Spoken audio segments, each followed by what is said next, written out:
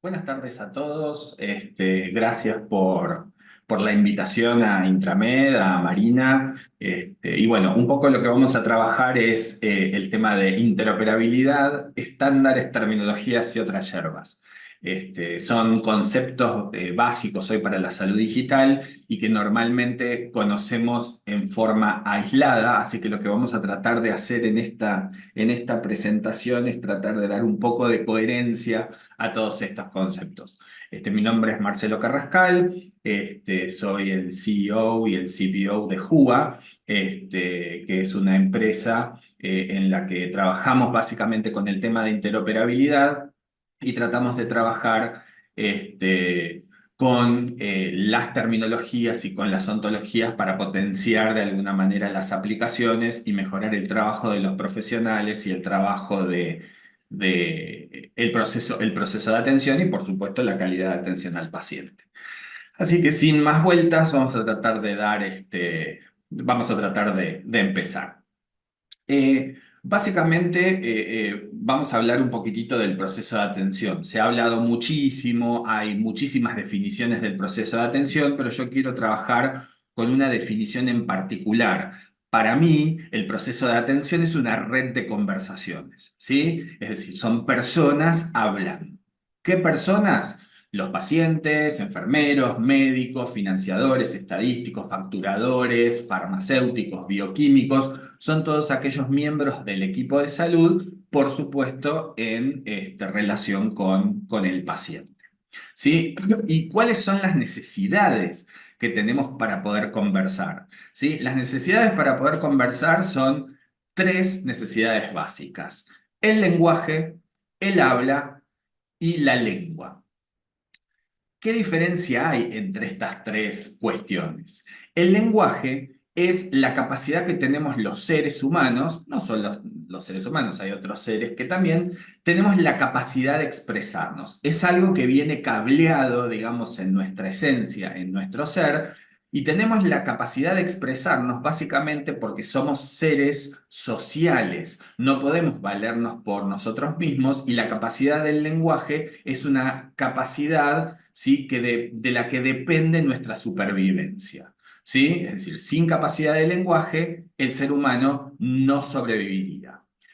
La lengua es un conjunto de signos y símbolos, ¿sí?, que sirven para exteriorizar el lenguaje. Es decir, podemos tener la capacidad de lenguaje, pero para poder expresarnos, para poder exteriorizarlos, necesitamos a la lengua. ¿Y qué significa el habla? Es precisamente poner la lengua en acción. ¿Sí? Entonces, resumiendo, el lenguaje se tiene, la lengua se estudia y el habla se usa. Estas son tres características necesarias para que podamos de alguna manera conversar. Son tres características necesarias para que el proceso de atención del paciente pueda llevarse a cabo. ¿Sí? ¿Qué pasa en salud digital? La salud digital y lo digital no es nada más que la realidad modelada, ¿sí?, de la salud a través de ¿qué? De aplicaciones o dispositivos digitales, ¿sí? Es decir, la realidad de tomar la presión o medir una glucemia, que son actos, digamos, del proceso de atención, registrar en una historia de salud, son actos de esas conversaciones. La salud digital no es nada más ni nada menos que esos modelos, replicarlos a través de aplicaciones y dispositivos digitales. Y es así como surgen, por ejemplo, los wearables, las historias de salud electrónicas, etc. Básicamente, tenemos este tipo de escenarios, ¿no? Tenemos un sistema 1, por ejemplo, el sistema de sumar, un sistema 2, el del Registro Nacional de las Personas, un sistema 3 de laboratorio, un sistema 4 de historia de salud, etcétera, etcétera. Normalmente, en nuestras instituciones, en nuestras organizaciones, que pueden ser más grandes o más chicas, contamos con sistemas aislados. que básicamente surgen de la necesidad de modelar alguna realidad, ¿sí? La realidad de la identificación de las personas, la realidad de la facturación, la realidad del laboratorio, ¿sí? Y tienen algunas características, ¿sí? Que estas soluciones o estos modelos de realidad suelen pensarse en forma aislada, ¿sí? Por lo tanto, al trabajar de forma aislada, lo que hacemos es que la información esté encapsulada en silos, encerradita adentro de los sistemas, que haya información repetida, porque para modelar la historia clínica necesitamos los datos del paciente. Para modelar el sistema laboratorio necesitamos los datos del paciente. Para modelar el dato de la facturación necesitamos los datos de los pacientes. Entonces, tenemos que estar cargando continuamente información repetida. Y además, la información está modelada de diferentes maneras. Es decir, el paciente para el sistema de facturación puede estar modelado de manera diferente al sistema de historia clínica y puede estar modelado en forma diferente al sistema de laboratorio. Entonces esto es como si tuviésemos diferentes versiones de la misma persona, lo cual en la realidad complicaría muchísimo la interacción. ¿Sí? Entonces, esto, digamos, la salud digital, no deja de ser una forma moderna de representar el proceso de atención. Por lo tanto, este aislamiento y esta ambigüedad de los datos vulneran, ¿sí? O van en contra del objetivo primario de la salud digital, que es mejorar el proceso de atención. Se supone, digamos, que estamos modernizando y poniéndole todas estas herramientas digitales al proceso de atención porque queremos mejorarlo, ¿sí? Y estas características van, o estas situaciones van absolutamente en contra de esto. Entonces, para que esto no ocurra, ¿qué necesitamos? Necesitamos que las aplicaciones hablen, lo cual es lo natural. Si el proceso de atención es una red de conversaciones entre procesos y la salud digital es el proceso de atención modelado a través de aplicaciones, entonces, lógicamente, necesitamos que esas aplicaciones hablen para que ese proceso de atención, para que esa red de conversaciones también funcionen. ¿Qué significa que las aplicaciones hablen? En realidad, la palabra técnica de que las aplicaciones hablen es que las aplicaciones interoperen. No hay nada diferente, no hay nada raro en esa palabra, ¿sí? Entonces, para eso, vamos a ver diferentes modelos para que las aplicaciones hablen.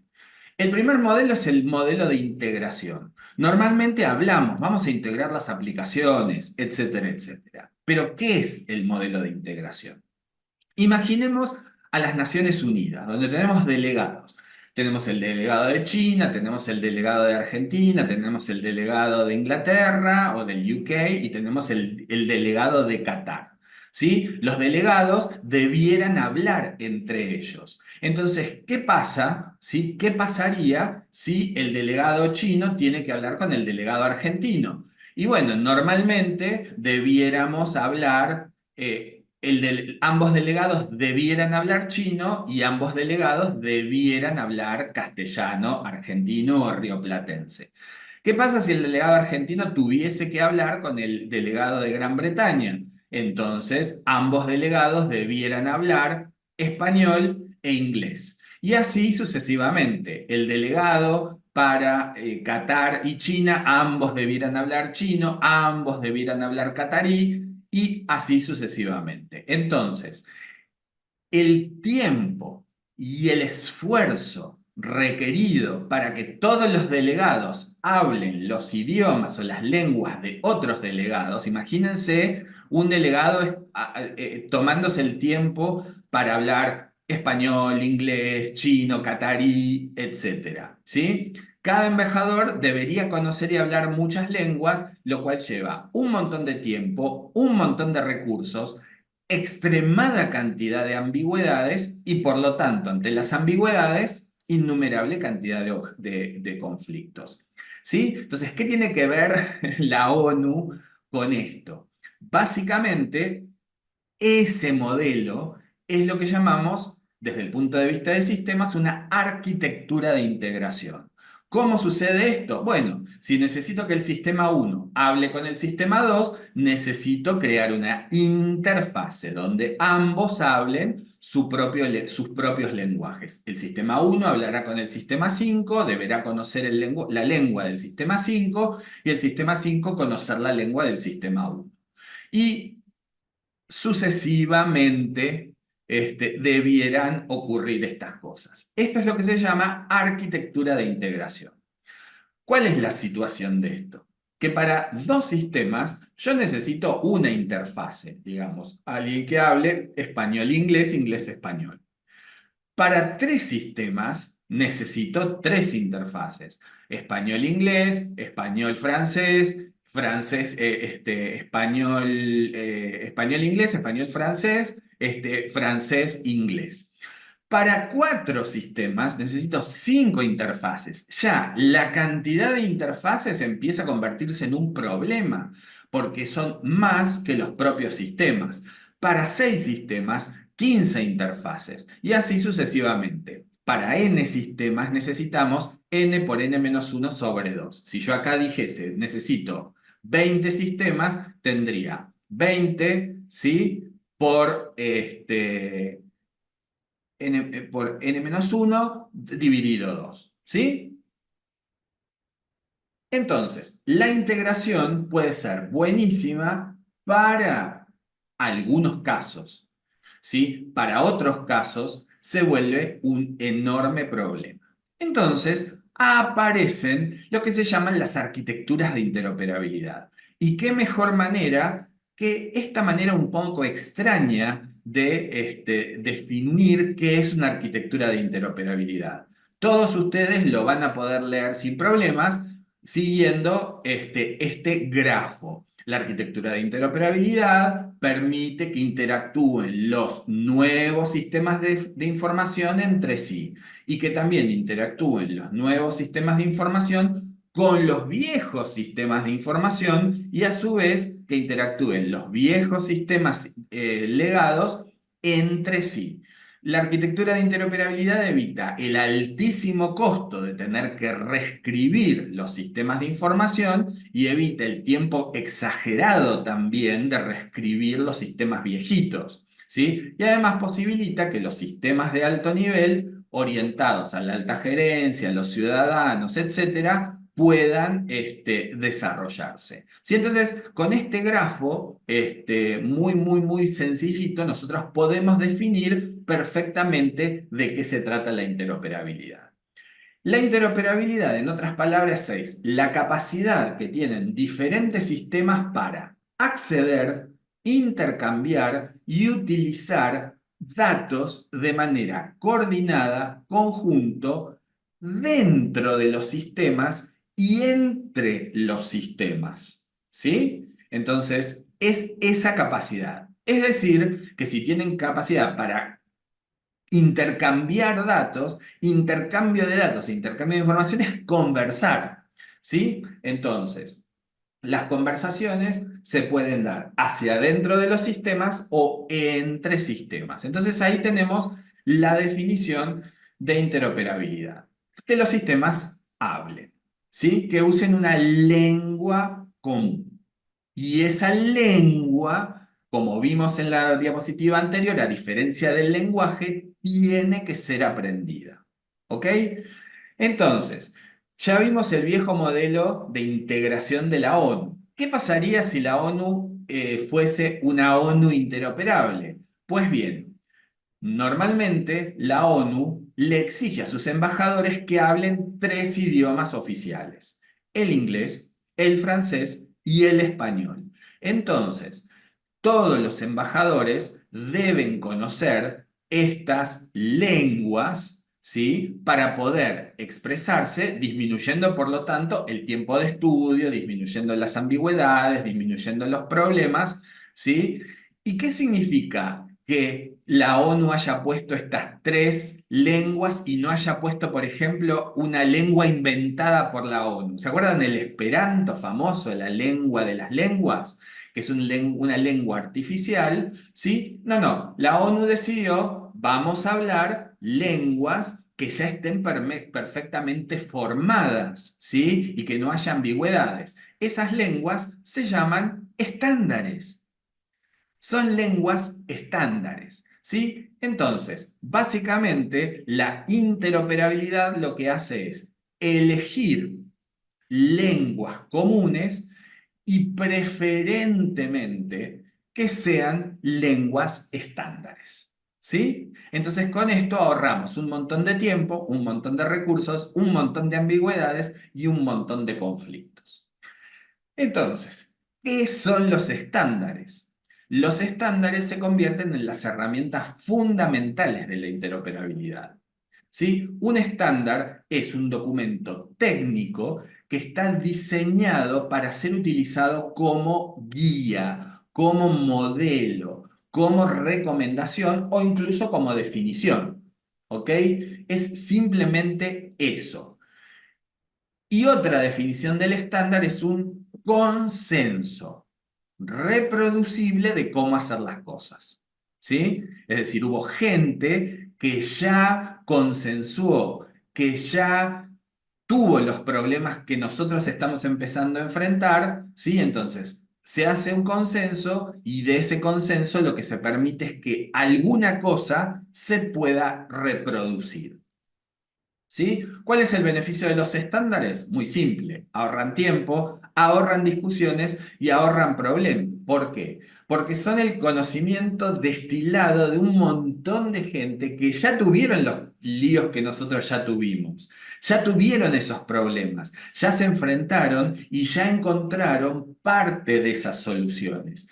De eso se tratan los estándares. Entonces, los estándares son un enorme ahorro de tiempo y son un enorme ahorro de conflictos y de discusiones. Si yo tengo que empezar a diseñar herramientas de salud digital, lo primero a lo que tengo que recurrir son los estándares, ¿sí? Porque como son un consenso reproducible, muchos de los problemas a los que me voy a enfrentar dentro del diseño de mis aplicaciones de salud, los estándares ya los tienen, ya sea de modelado de datos o de diseño de algoritmos o de representación de bases de datos o de lo que fuere. ¿Sí? Entonces, los estándares son como Biblias a las que debiéramos recurrir antes que nada cuando empezamos, cuando tenemos esa pequeña y gran idea, lo primero que hago es recurrir al estándar porque me va a ahorrar una enorme cantidad de tiempo. ¿Sí? ¿Por qué volvamos a la primaria? La primaria y la secundaria tuvimos una materia que era crucial, lengua. ¿Qué es la lengua? Es la capacidad de expresar nuestro lenguaje. Es un conjunto de signos y símbolos que tenemos que aprender para poder comunicarnos. ¿Sí? Entonces, aquellos que sufrieron con lengua, ¿sí? Fíjense ahora la importancia, de alguna manera, de esta materia. ¿Y qué estudiábamos en lengua? Análisis sintáctico que de alguna manera nos decían, che, así es la estructura de la lengua, así es como se combinan las palabras, ¿sí? Así es como se agrupan las palabras para poder expresar significados. Si se acuerdan que estudiábamos la sintaxis, la oración tiene un sujeto y un predicado. El sujeto tiene un núcleo, que es un sustantivo. El predicado tiene un núcleo, que es el verbo.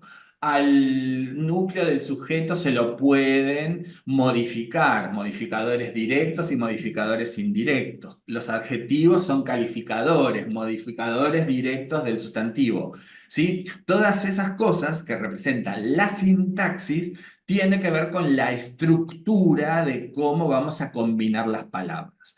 Y la otra cosa que veíamos en lengua es el análisis semántico. ¿Qué quisieron decir con esas palabras? ¿Sí?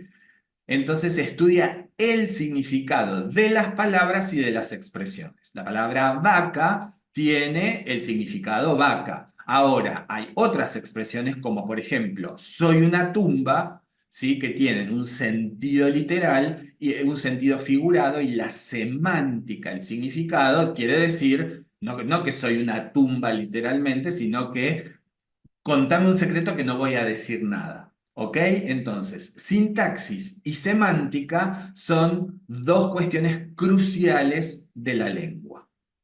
La lengua, a nivel de ONU interoperable, era un estándar. Entonces, ya sabemos que para comunicarse a través de estándares, las aplicaciones van a necesariamente tener que hablar de sintaxis y hablar de semántica. ¿Sí?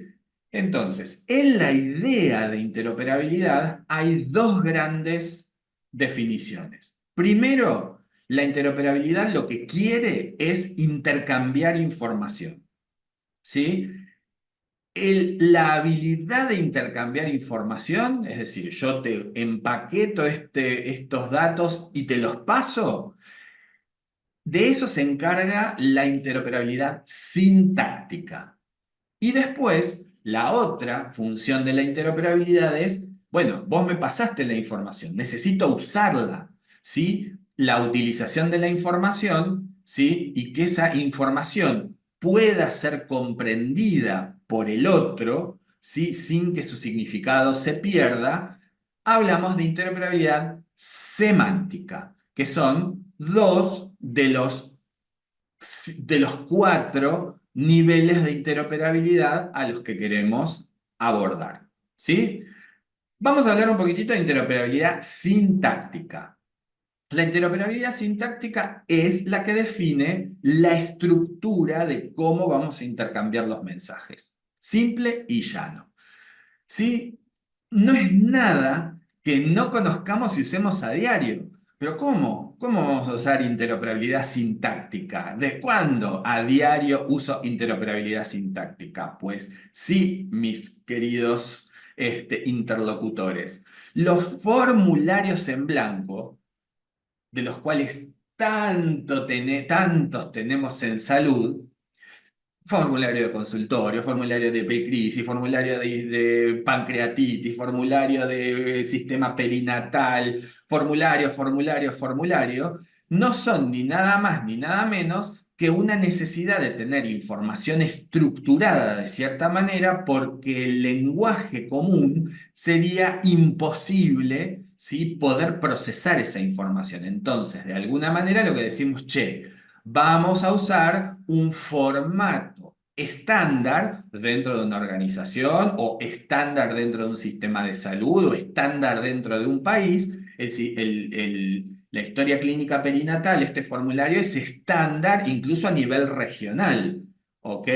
Y otras cosas serán estándares a nivel intrahospitalario o intraservicio. Pero el formulario en blanco no deja de ser la forma estructurada de intercambiar información. Che, no me pases los datos del paciente de cualquier manera. No, pasame el apellido y el nombre. Después me pasás el número de documento. Después me pasás si es femenino o masculino, y tratá de pasarme la edad. ¿Ok? Y qué tratamientos utilizaste. ¿Ok? Ahora, que sintácticamente nosotros definamos cómo estructurar la información, no asegura que yo acá no ponga cualquier verdura. Por ejemplo, poner el número de documento. ¿Se entiende? Es decir, en el apellido y nombre, número de documento. No hay nada que impida que la información, a pesar de estar estructurada y de ser autocontenida, de alguna forma pueda ser, nos podamos equivocar. ¿Sí? Entonces, tenemos varias estrategias dentro de lo que es la interoperabilidad sintáctica. Tenemos estándares de mensajería y estándares de documentos, es decir, estructurar la información en mensajes o estructurar la información en documentos. ¿Qué diferencias hay? La mensajería, el mensaje no me importa. Yo te pongo la información adentro de un sobre, la envío y el sobre lo tiro. Y con lo que me quedo es con la información. La función del mensaje es solo transportar la información y luego se descartan. Es como los correos con cartita, ¿sí? Que nos mandaban nuestros abuelos. Lo importante era el contenido. El sobre lo tiraba, ¿sí? Entonces, hay estándares de mensajería como por ejemplo HL7 en sus versiones de mensajería B2.X o lo que fuere, ¿sí? Y también tenemos estándares que en vez de estructurar mensajitos, lo que estructuran son documentos. Y la diferencia con el estándar de mensajería es que el documento transporta la información, ¿sí? Y es necesario ese documento es necesario para su uso posterior. Ejemplo de mensajería, ponemos adentro de un sobre papel madera, ¿sí? La placa y el informe del paciente, ¿sí? Entonces, se envía el sobre de papel madera, ¿sí? Con los datos del paciente, se descarta y lo que me interesa es el documento, ¿sí? Que está firmado, ¿sí? Que está validado por el profesional, entonces lo valioso es ese documento, ¿no? Entonces ahí están las grandes diferencias entre estándares de mensajería y estándares de documento. El de documento se encarga además de transportar la información de lo que se llama la persistencia, ¿sí? Ah, volviendo acá, los estándares de mensajería son los que contienen las instrucciones sobre cómo se deben estructurar los datos y cómo se deben intercambiar. Necesito cómo debo intercambiar un paciente, cómo estructuro los datos de un paciente, cómo estructuro los datos de un diagnóstico, cómo estructuro los datos de una petición de laboratorio. ¿Ok? Tenemos varios estándares de mensajería como HL7, DICOM, NCODP y hay otros estándares que los dejo a ustedes para que los estudien. Vamos a ver un ejemplo de el sistema de mensajería de HL7, por ejemplo, para enviar el nombre de un paciente. Hay un mensajito específico para HL7 que dice cómo se debe transportar el nombre de un paciente. Necesitamos en el primer campo el apellido y me dice el tipo. Esto es una cadena de caracteres. El segundo campo, el primer nombre. El tercer campo, el segundo nombre o la inicial. El tercer campo es el sufijo. Esto viene de los yanquis, que se llama Juan Pirulo III, Juan Pirulo Jr. Bueno, nos tenemos que comer que el estándar vino de los yanquis o de algún europeo con alta alcurnia. Un prefijo, por ejemplo, doctor, señor, etc. Un título, por ejemplo, doctor, ingeniero y un tipo de código, ¿sí? Un tipo de nombre que a diferencia de esto tiene un identificador que eso lo vamos a dejar, significa que lo tengo que ir a buscar a otro lado, ¿sí? ¿Cómo se intercambian los datos a través de HL7? Imaginemos que tenemos un sistema A y un sistema B, ¿ok? Por ejemplo, el sistema A es el sistema de admisión, entonces es necesario ingresar el dato de un paciente en la internación y el sistema de admisión lo que dice es, bueno, yo necesito el nombre del paciente, el segundo nombre, el apellido y el prefijo, supongamos, ¿no? Cuando hablábamos de modelado de datos, y el sistema de internación, que lo hizo otro, te dice, yo para un paciente necesito el prefijo, el apellido y los nombres. Entonces, ¿qué hago? Un código HL7, un mensaje HL7 que me dice estructura bien la información. Entonces, el sistema de admisión que va a decir, bueno, el nombre va acá, el segundo nombre va acá, el apellido va acá y el prefijo va acá. El sistemita, el mensajito viaja, lo toma el sistema de internación y dice, bueno, yo necesito el prefijo, lo saco de acá, necesito el apellido, lo saco de acá y el nombre Primero y segundo, lo saco de acá. Entonces, de esa manera nosotros nos aseguramos de que la estructura del mensaje sea la correcta. Lo cual, vuelvo a repetir, no quita que yo en el prefijo le ponga el número de documento o en el nombre. ¿Se entiende? No hay nada que haga de la semántica, es decir, el significado que me diga, che, tenés que poner acá algo que sea un tipo de nombre. ¿Sí? Eso los estándares de mensajería. Los estándares de documento, ¿sí? Indican qué tipo de información va a ser incluida, dónde la vamos a incluir y hasta puede ser, y dónde puede ser hallada. ¿Sí? Proveen un formato estándar para la comunicación y ahí tenemos, por ejemplo, las famosas planillas de internación, por ejemplo, donde te dice evaluación inicial de enfermería, evaluación inicial del médico, diagnósticos presuntivos, ¿sí? Diagnósticos diferenciados, antecedentes familiares. Es todo el documento el que me interesa, ¿ok? Entonces, ¿sí? En general tienen un formato estándar donde necesitamos para el documento los datos identificadores del paciente, los datos de la historia de salud, información sobre medicación, alergias, recomendaciones de tratamiento, etc.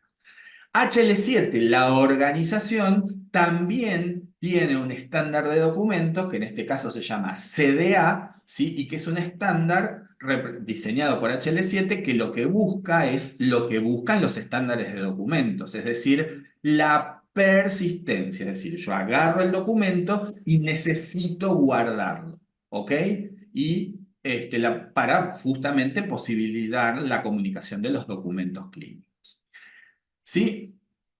Ah, bueno, en el tema del CDA tenemos dos grandes ideas. Exclusivamente estandariza la estructura y algo de la semántica necesaria para el intercambio. Es decir, no define exactamente el contenido, sino define la estructura genérica, como les decía, datos del paciente, datos sobre datos demográficos, datos domiciliarios, datos sobre el diagnóstico presuntivo, el diagnóstico diferencial, ¿sí? Pero no habla nada del contenido, ¿sí? Y ahí tenemos la definición de modelos específicos. ¿Qué hace y qué no hace un CDA? ¿Sí? Un CDA debe asegurar la persistencia, es decir, asegurarse que ese documento siga existiendo sin alteraciones por un periodo de tiempo definido por una cuestión de regulación. Igual que una historia clínica. Yo lo que necesito en una carpeta de historias clínicas es que esto persista. ¿Sí? ¿Por qué? Porque hay requerimientos del proceso de atención, requerimientos legales, requerimientos regulatorios, etc. O sea, no me sirve que la historia clínica desaparezca. Asegura quién es el responsable de ese documento, es decir, qué organización es responsable de ese documento. La historia clínica del Hospital Pirulo, ¿sí? La historia clínica del Hospital Mengano, etc. Su potencial para autenticación, es decir, la idea de que el documento clínico es un paquete de información que tiene prevista una autenticación legal. En un documento de historia clínica, en el informe, documento de informe de radiología, el radiólogo o el bioquímico o el farmacéutico ponen su firma, es decir, lo autentican. CDA lo que se encarga también es de asegurar la autenticación por parte de uno o varios usuarios. También un contexto, es decir, bueno, este documento, ¿de quién es? ¿De qué organización es? ¿Quiénes son los miembros del equipo de salud que participan? Trata también de asegurar la completitud, es decir, que lo que yo firmo o autentico corresponde a todo el documento, no a una partecita, ¿sí? Y además, algo sumamente interesante que no pasa en las historias en papel es la legibilidad del documento para ser leído por las personas, ¿sí? Tenemos estándares combinados, un poquito de mensajería, un poquito de CDA. Y es acá donde aparece el estándar FHIR, que es el acrónimo de Fast Healthcare Interoperability Resources, ¿sí? O recursos de interoperabilidad rápidos. ¿Ok? Y lo que hace es combinar un poquito de estándares de mensajería y un poquitito de estándares de documentos. Y de alguna manera empieza a redefinir la forma de los datos a través de recursos. Como vimos en la integración, había información que se repite. Datos del paciente en un sistema, datos del paciente en otro sistema, datos del paciente en otro sistema, datos de la medicación del paciente en un sistema, datos de la medicación del paciente en otro sistema. Entonces, FHIR empieza a ver que hay recursos que siempre se utilizan en salud. El recurso paciente siempre se utiliza. El recurso diagnóstico siempre se utiliza. El recurso práctica siempre se utiliza. El recurso medicación siempre se utiliza. El recurso órdenes siempre se utilizan. Entonces, lo que empieza a hacer es a aglutinar estos recursos y empezar a estandarizar. Estandariza el recurso paciente, estandariza el recurso medicación, estandariza el recurso órdenes, etcétera, etcétera. ¿Sí? Y lo que hace es utilizar APIs como forma primaria de comunicación. Es decir, tengo el recurso paciente, una API para sacar datos de pacientes. Tengo una orden, una API para trabajar con órdenes. ¿Sí? Entonces, ¿se acuerdan de la arquitectura de integración que requería esto? Ahora, con el estándar combinado y la definición de recursos, podría ser una cuestión bastante más sencilla. ¿Se acuerdan la ONU interoperable que tenía esta cuestión de, bueno, hablo español, hablo inglés, hablo francés? Bueno, acá hablo paciente, hablo medicación, hablo determinaciones de laboratorios a través de APIs. Entonces, ¿cómo funciona esto? El sistema 1 necesita un dato de un paciente, se lo pide a la API de pacientes. La API de pacientes sabrá quién es el sistema encargado de los pacientes. Bueno, es el sistema de RENAPER. Se lo pide, RENAPER lo devuelve, se lo devuelve a Sumar. ¿Sí? Necesito las determinaciones de laboratorio. Se las pido al sistema de laboratorio, me las devuelve y el sistema de historia de salud las almacena. Este famoso conjunto de APIs se llama bus de interoperabilidad. No es ni más ni menos que un conjunto de APIs que se encargan de saber en qué sistema están cada uno de los recursos y nos facilita absolutamente la tarea. Hay distintos recursos, sí, que se llaman de distintos nombres. Por ejemplo, la API de pacientes suele llamarse MPI, Master Patient Index, es decir, el índice maestro de pacientes, que como tiene distintas organizaciones que trabajan sobre el MPI, lo que hace es, bueno, la organización 1, Marcelo Carrascal, la organización 2, Marcelo Carrascal, ¿sí? Y tiene sus datos de historia clínica. ¿Cómo hago, digamos, para decir que estas dos personas son iguales? Entonces, el MPI dice, si esta persona es Marcelo Carrascal y esta persona es Marcelo Carrascal, yo le voy a dar un índice único sabiendo que Marcelo Carrascal está en el Hospital Pirulo, en el Hospital Mengano, en el Hospital Suntano. Esa definición se llama nada más que permite la identificación del mismo recurso en distintas organizaciones origen o sistemas origen, se llama federador.